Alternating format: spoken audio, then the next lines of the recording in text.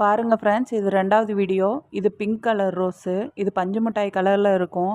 ஆனால் பார்த்தீங்கன்னா light pink கலரில் பூக்குது. அது என்ன காரணம்னு தெரியல. 2 மொட்டு வச்சுருக்குது. அப்புறம் பார்த்தீங்கன்னா இது வந்து பிங்க் வித் ஒயிட்டு. பார்த்தீங்கன்னா ஒவ்வொரு பூவும் தாமரை பூ மாதிரி பெருசாக இருக்கும். இது வந்து ஒயிட் கலர் ரோஸு. பூ ஒன்று ஒன்று ரொம்ப பெருசாக இருக்கும். இது ஆரஞ்சு கலர் ரோஸு. இதிலேருந்து இப்போ தான் ரீசெண்டாக பூ பறித்தேன். இப்போ தான் துளிர் வருது. இது எல்லோ கலர் ரோஸு.